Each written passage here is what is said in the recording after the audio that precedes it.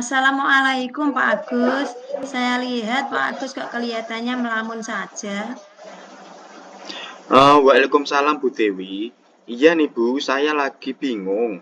Hari Jumat kemarin, saya habis disupervisi oleh kepala sekolah. Ternyata ada yang harus saya benahi. Tapi saya bingung mau cerita ke siapa. Bolehkah saya minta di coaching Bu? Ya, boleh dong Pak. Oh iya, kemarin itu saya dengar dari teman-teman Pak Agus, Bapak disupervisi hari Jumat oleh Bapak Kepala Sekolah ya. Ya, Kira-kira apa yang Bapak harapkan dari pembicaraan ini?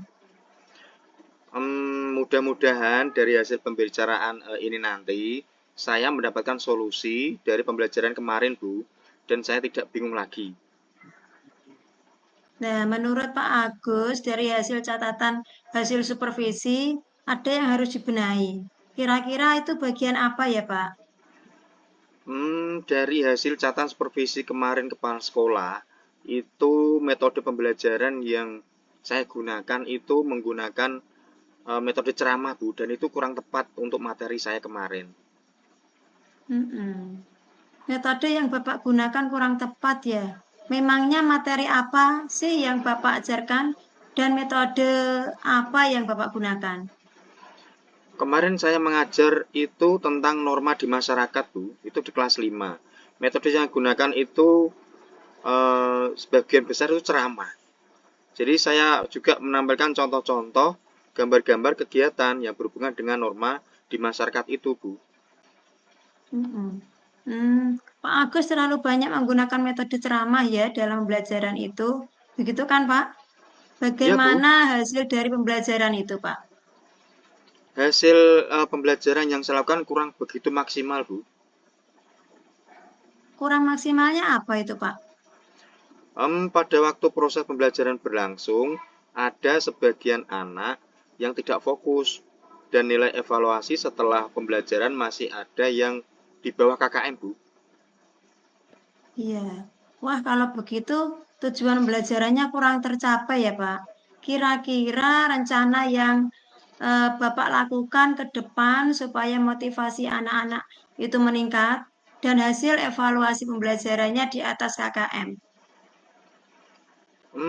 Saya akan menggunakan metode pembelajaran yang dapat mengaktifkan siswa, Bu. Dan juga ditambah penggunaan media pembelajaran yang berkesan dengan mereka. Penggunaan metode pembelajaran yang mengaktifkan peserta didik ya, Pak. Bisa dicontohkan, Pak, itu metodenya seperti apa? Iya Bu, misalkan saja penggunaan metode diskusi kelompok, di mana diskusi kelompok tersebut dapat mengaktifkan semua peserta didik dalam memecahkan permasalahan bersama. Selain itu, saya akan menambah dengan ice breaking Bu, biar anak-anak tetap fokus dan tidak bosan dalam pembelajaran. Iya, metode diskusi kelompok dan ditambah ice breaking dapat mengaktifkan dan memberi semangat peserta didik ya, Pak. Bagus, Pak. Kira-kira kapan Bapak akan menerapkan metode ini dalam pembelajaran? Saya akan mencoba menerapkan metode ini apabila mengajar dengan materi pemahaman secara bersama, Bu. Misalkan saja melanjutkan materi norma kemarin atau materi lain tetapi masih memerlukan pemahaman secara bersama-sama. Iya, bagus sekali, Pak.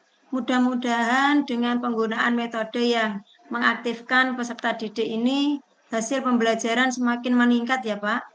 Baiklah, Pak, apa yang Bapak rasakan setelah ini melaksanakan pembicaraan pada kali ini?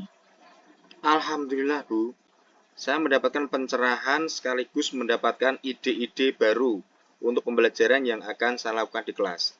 Terima kasih Bu telah meluangkan waktu mendengar kebingungan saya.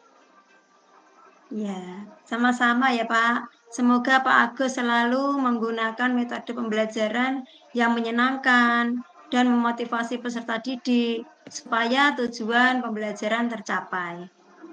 Terima kasih Bu. Ya.